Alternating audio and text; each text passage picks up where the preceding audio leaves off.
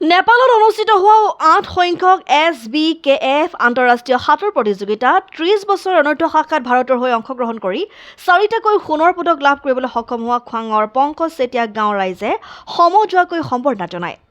মৰাণৰ সমীপৰ খোৱাং হালধিবাৰীৰ চেতিয়া গাঁৱৰ যুৱক পংকজ চেতিয়াই ভিতৰুৱা এখন গাঁৱৰ পৰা গৈ ভাৰতৰ হৈ স্বৰ্ণ পদক লাভ কৰাত গাঁৱৰ ৰাইজ আনন্দিত হৈ পৰিছে।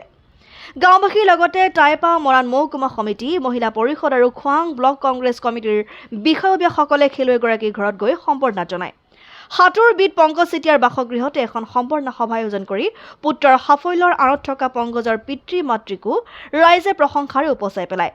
সভাখনত খোৱাং ব্লক কংগ্ৰেছ কমিটিৰ সভাপতি বিজু দুৱাৰা, টাইপা মহিলা পৰিষদৰ নেত্ৰী ৰেখা গগৈ, টাইপা কেন্দ্ৰীয় সমিতিৰ সহ সম্পাদক কমল কোঁৱৰ, মৰাণ মহকুমা সমিতিৰ যুটীয়া সম্পাদক উত্তম গগৈ, চিত্ৰ কোঁৱৰকে ধৰি বহু কেইজন বিশিষ্ট ব্যক্তি উপস্থিত থাকে। ভাৰতক প্ৰতিনিধিত্ব কৰি মই খুবেই নিজকে বহুত গৌৰৱ কৰিছোঁ। আপোনাৰ এতিয়া খুবেই ভাল লাগিছে। আপোনালোকেও আহিছে আৰু ৰাইজৰ উপস্থিতিত মানে ৰাইজৰ আৰু ঈশ্বৰৰ আশীৰ্বাদত আপোনাৰ ইমানখন কৰিবলৈ সক্ষম হৈছোঁ আৰু প্ৰচেষ্টা চলি থাকিব আপোনাৰ আৰু কষ্ট কৰি যাব লাগিব। এতিয়া একো হোৱাই নাই আচলতে আৰু বহুত কষ্ট কৰিব লাগিব আমি।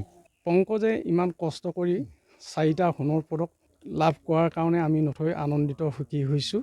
ঈশ্বৰৰ কৃপা, ৰাইজৰ আশীৰ্বাদ যাতে এনেধৰণে আকৌ আগবাঢ়ি যাবলৈ সক্ষম হয়, এইখিনিকে ভগৱন্তৰ ওচৰত প্ৰাৰ্থনা জনাইছোঁ।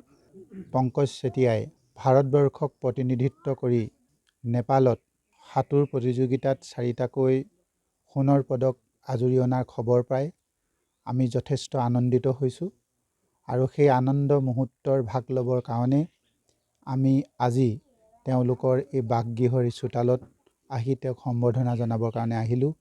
News desk report, ডিব্ৰুবাৰ্তা।